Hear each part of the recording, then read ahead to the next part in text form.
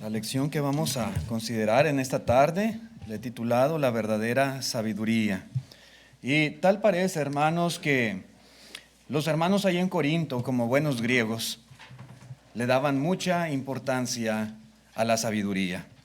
De hecho, la filosofía como materia, pues tiene su origen en Grecia. La palabra filosofía significa amor a la sabiduría. Y si algo distinguía a los griegos, sobre todo en aquellos tiempos, era ese apego y esa búsqueda de la sabiduría. Heráclito, Sócrates, Platón, Aristóteles, Pitágoras, Epicuro, Demócrito, etcétera, son algunos de los muchos filósofos griegos de la antigüedad. El apóstol Pablo, en los siguientes versículos en esta carta, les habla de algo que estaba muy arraigado en sus corazones, algo a lo cual ellos le daban mucho valor. Los corintios pertenecían a esa parte sur de Grecia y ellos estaban encantados, estaban maravillados, ellos le daban demasiada importancia a la sabiduría humana. Pero a diferencia de ellos, el apóstol Pablo no estaba enamorado de la sabiduría, al menos no de la sabiduría que buscaban los griegos. Él estaba enamorado, pero de la verdadera sabiduría, la que tenemos por medio de Cristo Jesús. Y vamos viendo, hermanos, algunos puntos en esta lección, en esta tarde.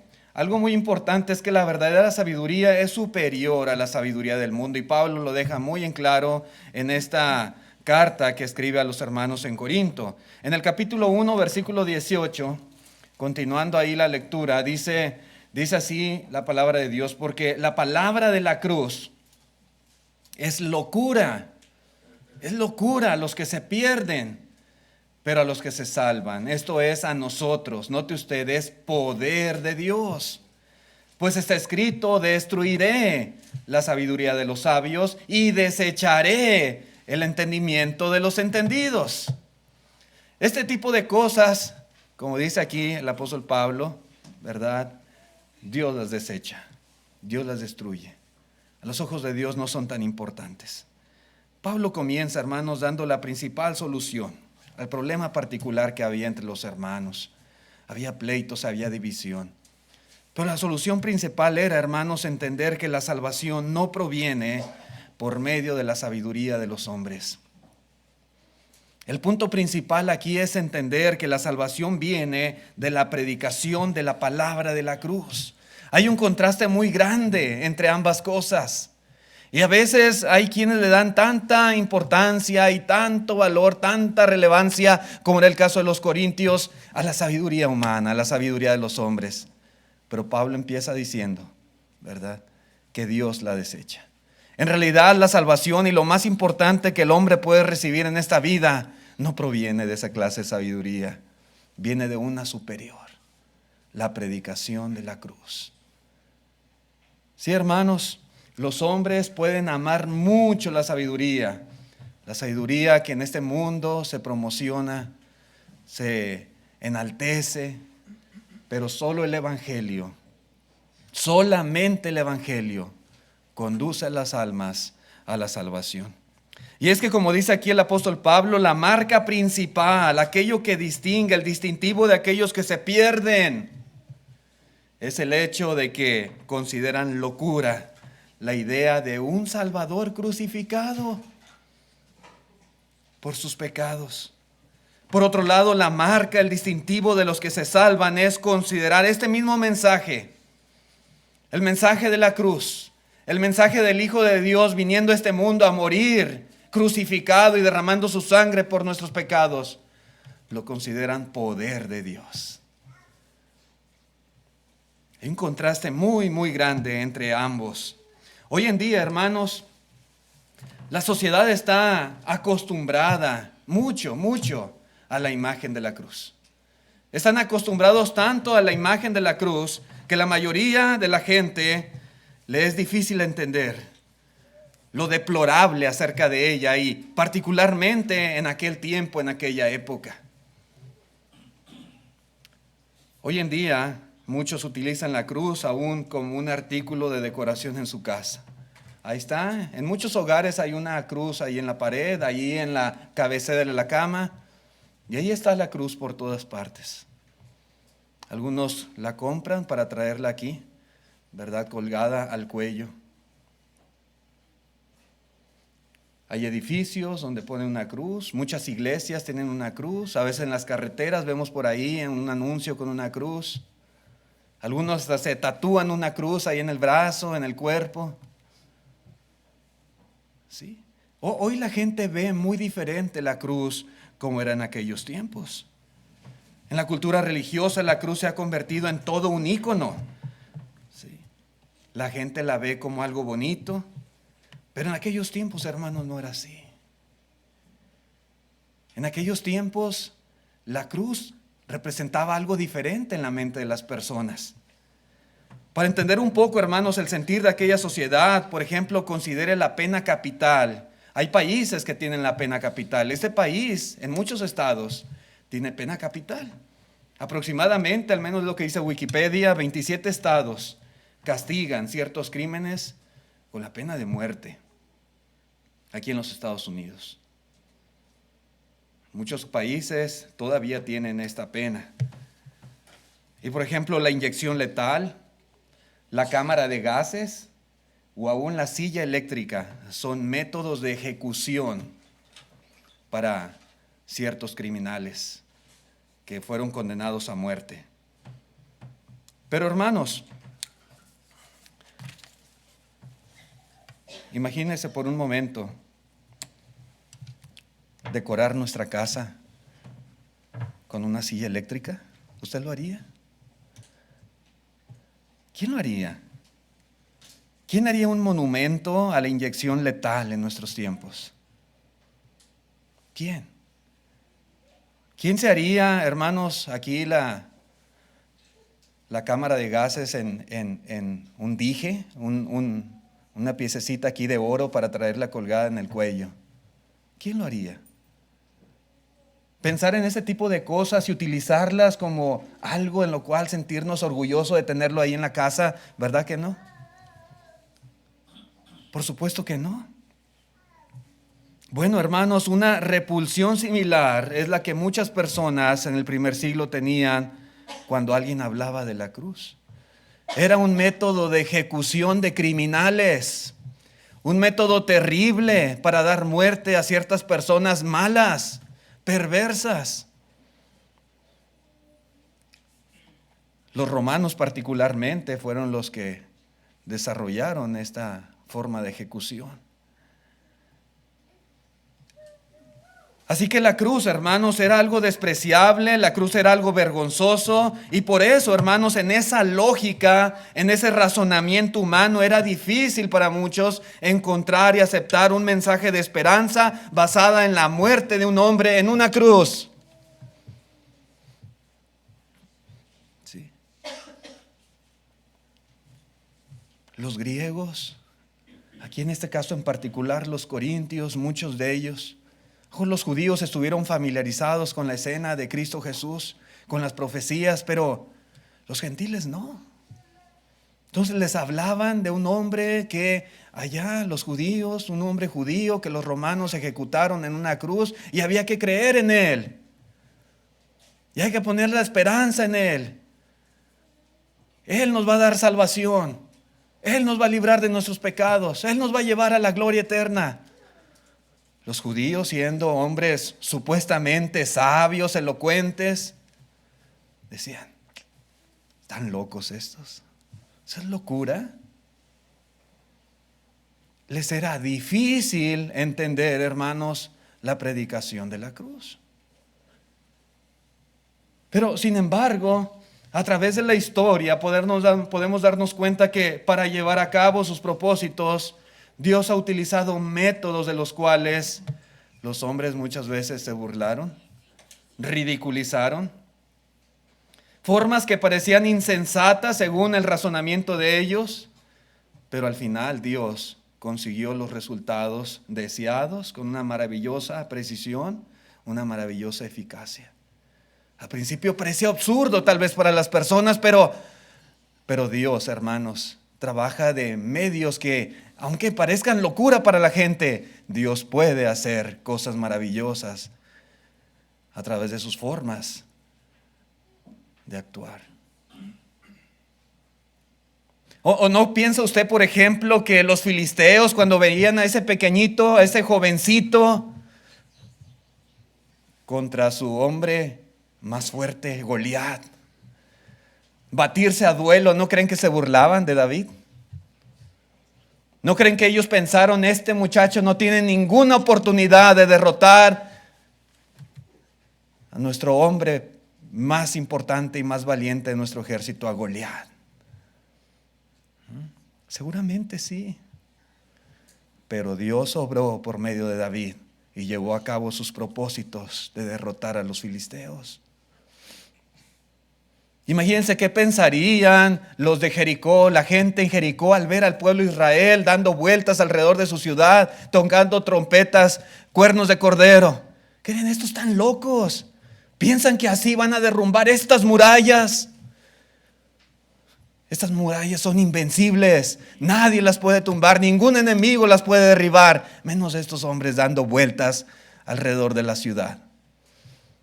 Sí, para muchos es ridículo. Es absurdo tal vez la forma en la cual Dios trabaja, los métodos que Él emplea, las formas que utiliza. Pero Dios, hermanos, es capaz de hacer maravillas, de cosas que al hombre le parecen locura, insensatez. Y eso sucedía entre los griegos. Hermanos, lo mismo hace Dios por medio del Evangelio.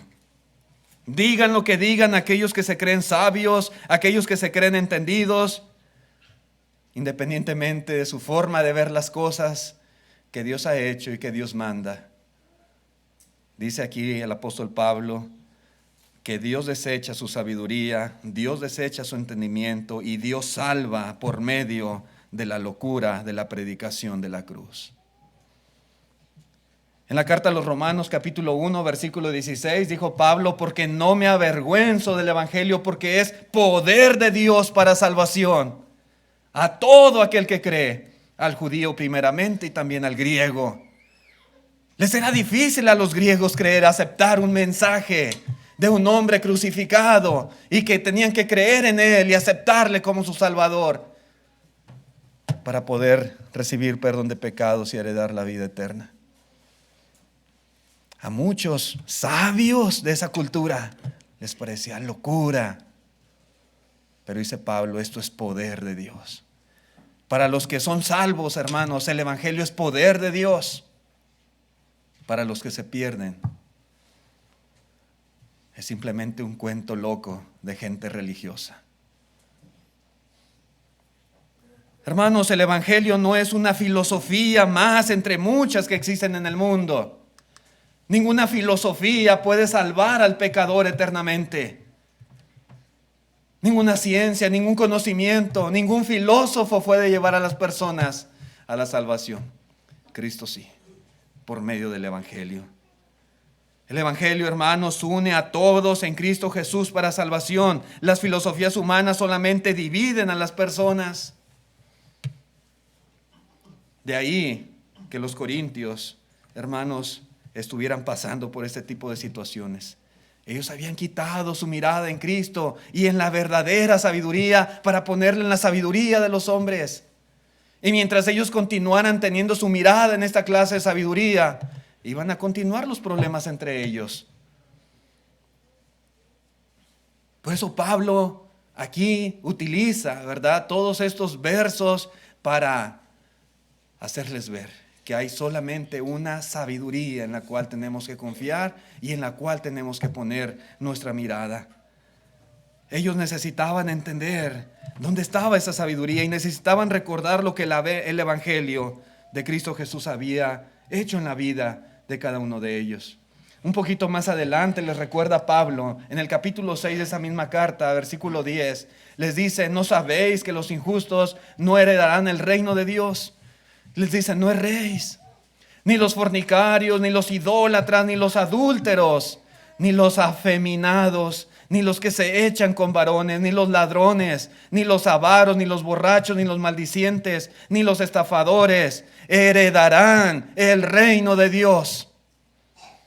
Y les recuerda Pablo: y esto erais algunos, mas ya habéis sido lavados, ya habéis sido santificados, ya habéis sido justificados en el nombre de Jesús y por el Espíritu de nuestro Dios. Eso es lo que el Señor había hecho en la vida de ellos.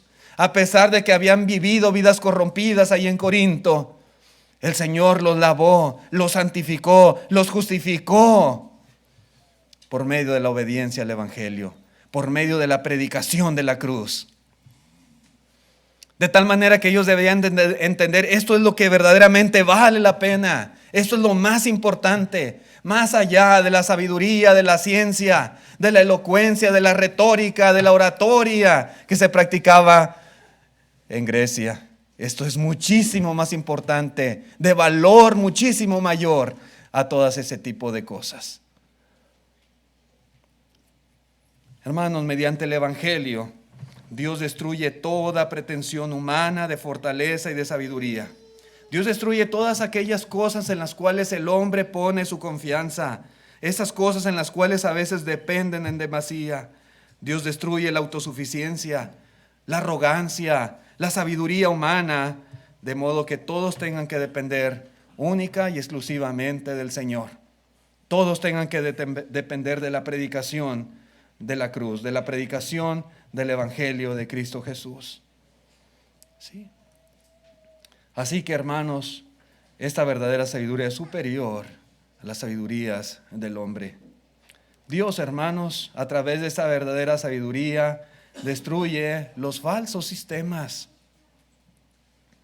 Dice en el versículo 20 y 21, ¿dónde está el sabio? ¿Dónde está el escriba? ¿Dónde está el disputador de este siglo? Dice Pablo. ¿No ha enloquecido Dios la sabiduría del mundo? Pues ya que en la sabiduría de Dios el mundo no conoció a Dios mediante la sabiduría, agradó a Dios salvar a los creyentes por la locura de la predicación. Hermanos, en aquel tiempo y aún en nuestros días, las personas valoraban mucho la sabiduría humana. Como vimos la lección pasada, los hermanos en Corinto estaban poniendo un énfasis que no debían en los predicadores. Esa visión que tenían, hermanos, esa mirada estaba puesta más en el hombre que en la misma palabra de Dios.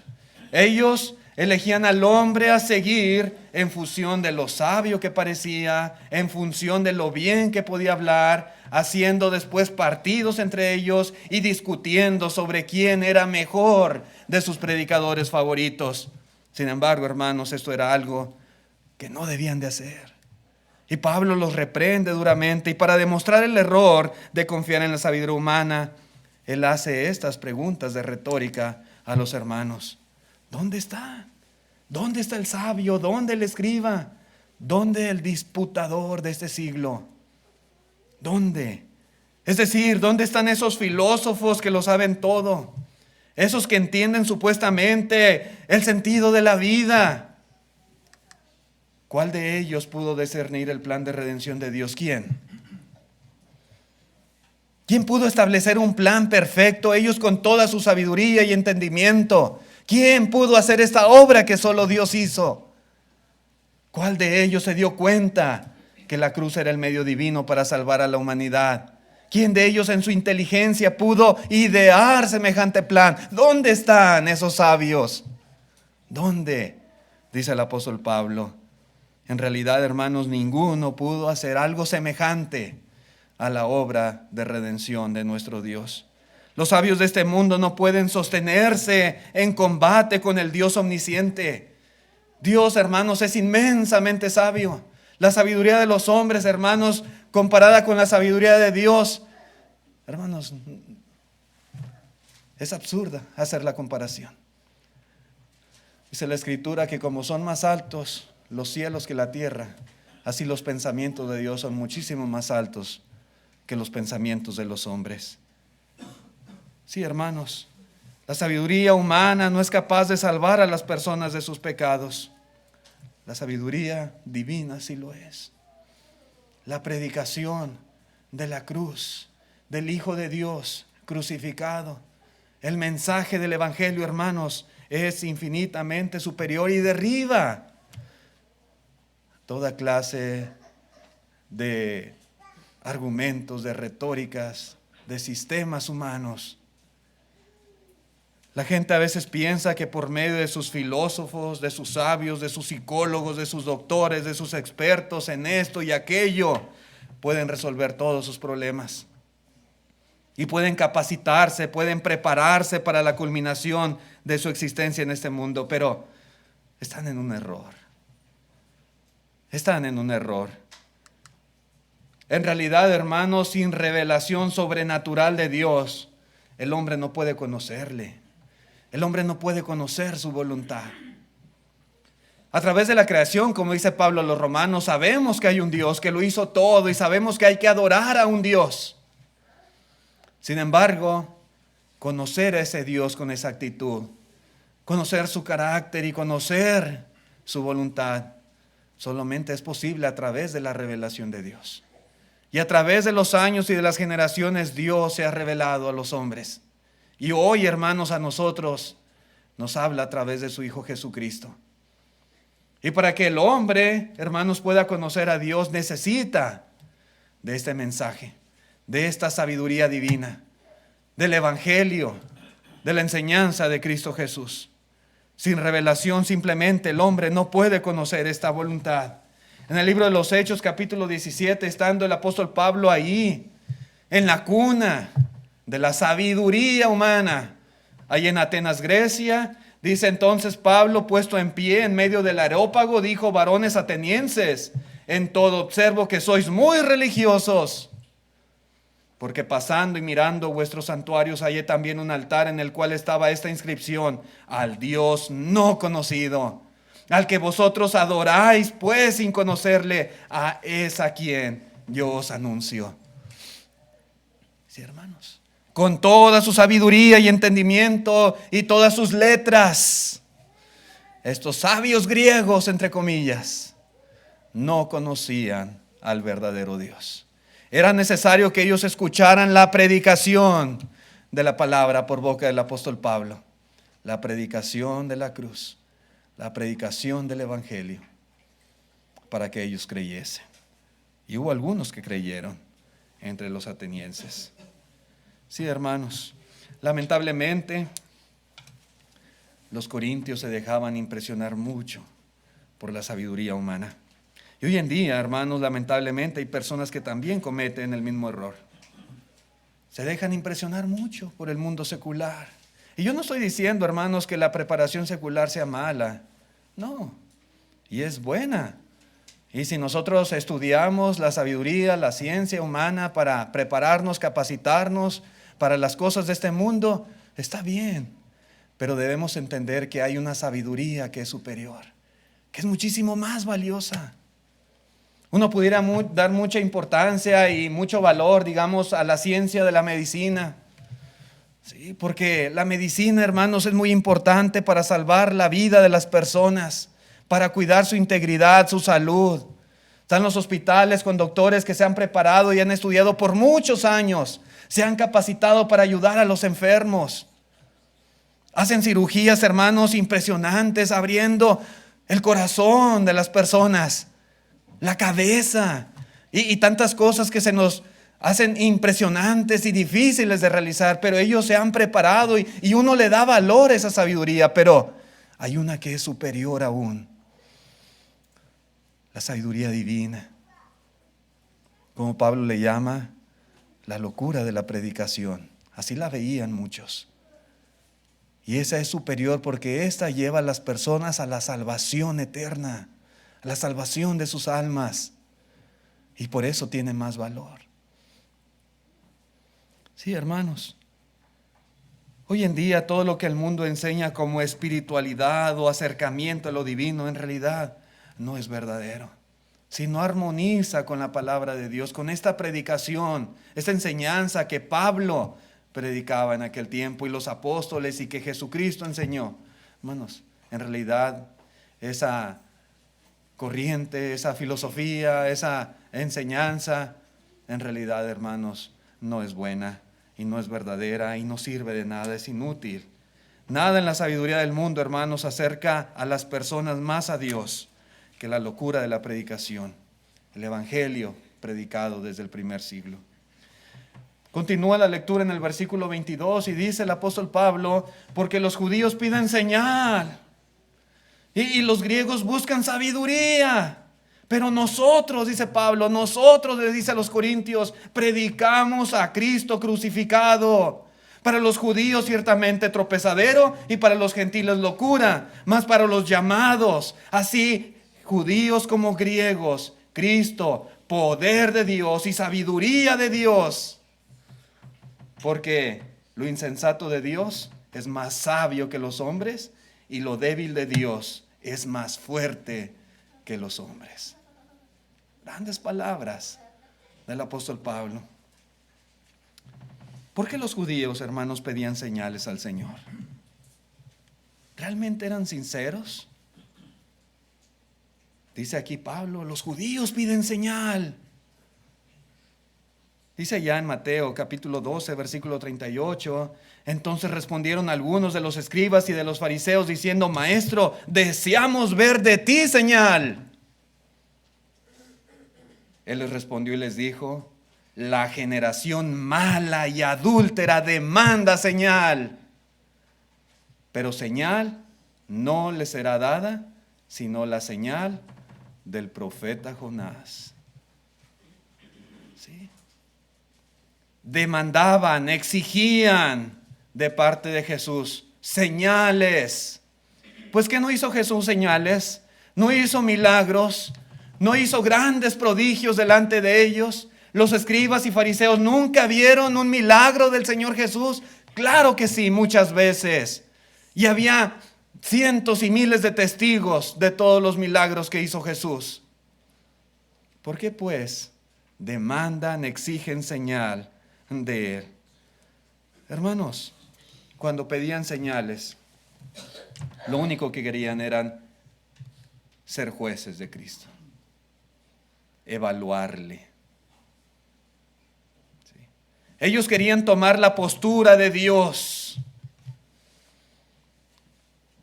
Ellos querían ser como inspectores de lo que Él iba a hacer para hacer una evaluación y determinar si cumplía o no cumplía con sus expectativas. Así eran muchos entre los judíos. Pero hermanos, ¿cuánto hoy en día, cuántas personas no hacen lo mismo? ¿Cuántos no se sientan como jueces a evaluar a Dios? ¿Cuántos no exigen de la misma manera señal de parte de Dios para que ellos puedan seguirle? ¿Cuántas personas no tratan de condicionarle y decirle a Dios, quiero que hagas esto o quiero que hagas aquello? Y si lo haces voy a creer en ti. Si no lo haces, no eres digno de que yo crea en ti. Muchas personas actúan de la misma manera. ¿Cuántos no le piden a Dios, Señor, sáname de esta enfermedad? Sana a mi ser querido, sana a mi hijo, sana a mi hija, sana a mi cónyuge. Y si lo sana, Señor, yo te prometo que voy a entregar mi vida a ti. ¿Y si no lo sana? ¿Qué? ¿Y si el Señor en su voluntad, en su soberanía decide no sanarle, qué? ¿Cuál es el pensamiento de esa persona? No, si no lo sanas, no. Si no me sanas, Señor, olvídate de mí. No me mereces. Oh, ¿qué tal? ¿Cuántas personas no le dicen al Señor, Dios, ayúdame en mi familia, en mi matrimonio, arregla mi hogar, ayúdame a salir de estos problemas que estoy teniendo? Señor, sé conmigo, estoy pasando por dificultades financieras. En mi matrimonio, con mis hijos. ¿Cuántos no demandan señal para vida de creer en Él? Como si ellos fueran Dios y como si el verdadero Dios estuviera obligado a hacer todo lo que ellos demandan, todo lo que ellos piden. Ellos quieren comprobar de esta manera si Dios es quien dice ser y si Dios no se apega con sus deseos, si Dios no cumple con sus pedidos, entonces le rechazan. Hermanos, no estamos tan lejos de la realidad de aquellos judíos. que demandaban señal de Jesús. Por otro lado, los griegos buscaban sabiduría. Ellos tal vez, hermanos, no creaban situaciones en las cuales Dios tenía que cumplir para que pudieran creer en Él. Pero los judíos creaban estructuras de pensamiento como sabios que eran. Y Dios, si es que existía, debía de encajar con su cosmovisión filosófica de pensamiento para vida de reconocerle, para vida de aceptarle. Si Dios no encaja en su manera de pensar, si Dios no se ajusta a la visión de la vida de ellos, si Dios no armoniza con sus expectativas, simplemente o negaban su existencia o rechazaban creer en Él. Dios tiene que pensar como yo pienso. Si Él no se apega, si no se ajusta a mi manera de ver la vida, a mi manera de razonar, entonces no me interesa ese Dios. Qué interesante.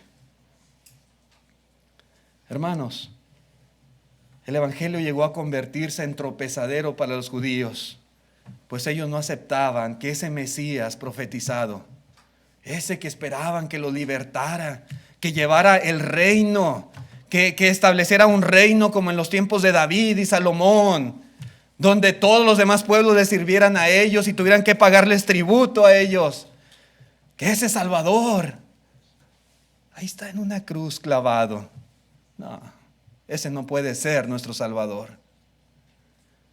Y los griegos igualmente les resultaba locura que un Salvador fuera asesinado por un gobierno a través de la pena capital. ¿Qué clase de personas puede creer algo así? Y era tropezadero esta predicación, tanto para judíos como para griegos. Hermanos, es lamentable la actitud de muchas personas al pensar que tienen el derecho de aprobar o de reprobar a Dios. El único soberano, el único Dios, el todopoderoso. Hermanos, es Él quien tiene gobierno sobre todo. Y somos nosotros los que tenemos que ajustarnos a Él y no Él a nosotros. Si Él ha establecido salvar a los hombres por medio de la predicación de la cruz, así es, hermanos. Nos parezca difícil de creer, nos parezca difícil de aceptar, nos parezca ridículo, tenemos que tener fe y creer que ese es el Evangelio, el cual la Escritura llama poder de Dios para salvación a todo aquel que cree. Lo insensato de Dios es más sabio que los hombres y lo débil de Dios es más fuerte que los hombres. Así de fácil. Ahí en Mateo capítulo 11, versículo 5, manda decir el Señor a Juan: los ciegos ven, los cojos andan, los leprosos son limpiados, los sordos oyen, los muertos son resucitados, y a los pobres es anunciado el Evangelio, y bienaventurado es el que no halle tropiezo en mí. Sí. Tal vez para los judíos y los griegos, este mensaje del Salvador en la cruz les será tropezadero. Dice el Señor: bienaventurado el que no halle tropiezo en mí. Si usted en verdad cree con todo su corazón en este mensaje, que el Hijo de Dios vino a este mundo a morir por sus pecados, que fue clavado en una cruz y que esa sangre le puede lavar de sus pecados, le puede restaurar su comunión con el Señor y le puede llevar a la gloria eterna, bienaventurado es usted. Bienaventurado, dichoso, que tiene en su corazón el creer en esta predicación.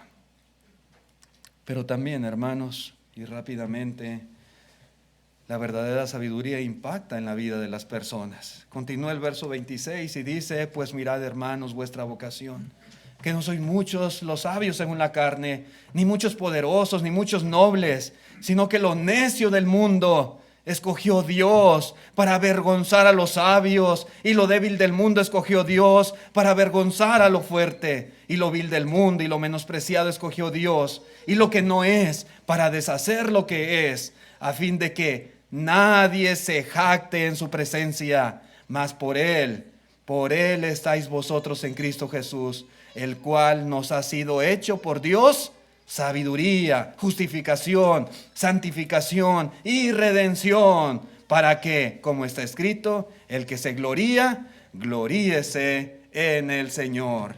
Y hermanos, la verdadera sabiduría de Dios definitivamente afecta a quien se salva.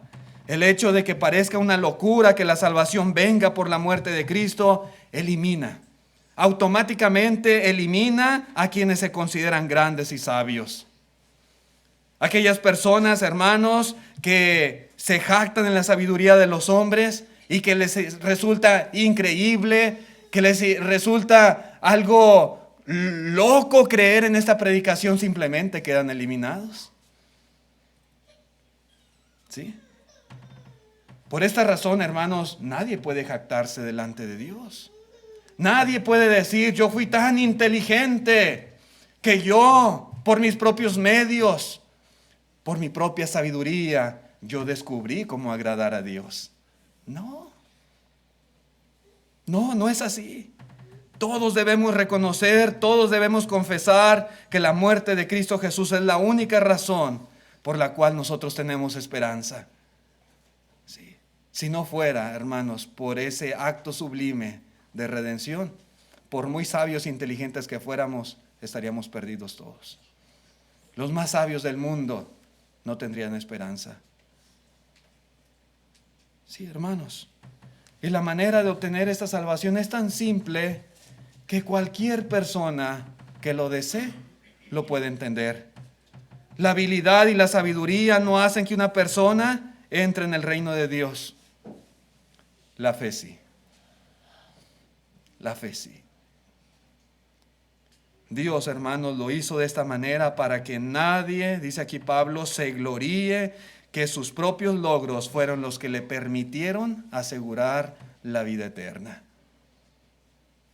Si no, imagínense, todo el mundo jactándose, pero no es así. Nadie se puede jactar en sí mismo de la salvación. Por nosotros mismos, hermanos, no podemos ganar la salvación. Necesitamos aceptar a Cristo Jesús. Necesitamos aceptar todo lo que Él hizo por nosotros al morir en la cruz. Dios, hermanos, es la fuente. Dios es la única razón de nuestra relación con Cristo Jesús. Gracias a Dios por haber enviado a su Hijo Jesucristo.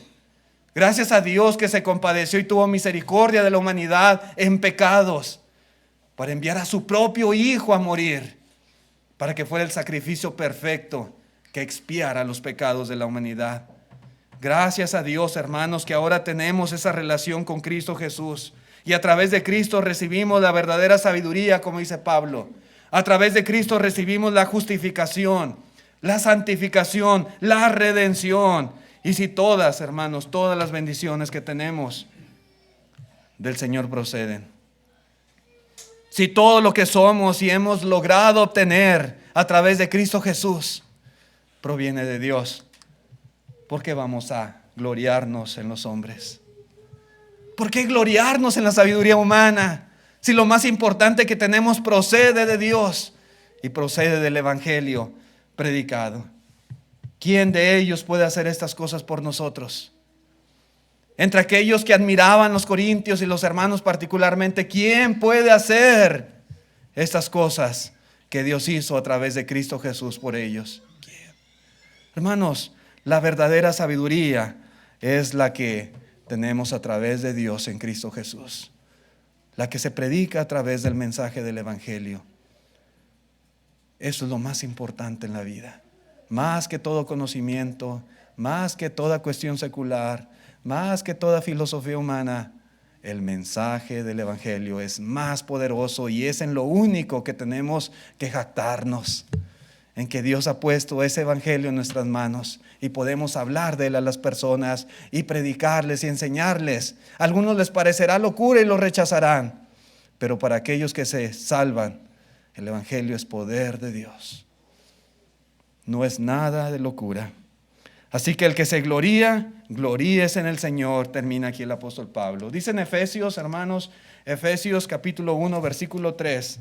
Efesios 1, 3 dice la Escritura: y con este pasaje terminamos. Dice así: bendito sea el Dios y Padre de nuestro Señor Jesucristo, que nos bendijo con toda bendición espiritual en los lugares celestiales en Cristo. Hermanos, qué bendición. Las bendiciones de este mundo son buenas y nos sirven para esta vida mientras estemos en esta tierra. Pero las verdaderamente valiosas son las que tenemos en Cristo, las bendiciones espirituales que a través del Evangelio hemos conocido y hemos aceptado. Gracias a Dios por este privilegio que nos da de tener esta sabiduría, haberla conocido y haberla obedecido. Gracias, hermanos, por su atención a este mensaje. En pantalla está el plan de salvación predicado por los apóstoles, predicado por los hermanos en el primer siglo, el que mandó Cristo a predicar y que toda persona necesita obedecer para recibir perdón de pecados. Si en esta tarde hubiese algún amigo, alguna amiga, algún joven que desea obedecer al Evangelio de Cristo, recibir perdón de pecados, aceptando a Jesús, el Hijo de Dios, como su Señor y Salvador, esta tarde le invitamos de todo corazón. Confiese su fe en Jesucristo, arrepiéntase de sus pecados, sea bautizado y persevere en una vida nueva en Cristo Jesús. Gracias por su atención, hermanos, a este mensaje.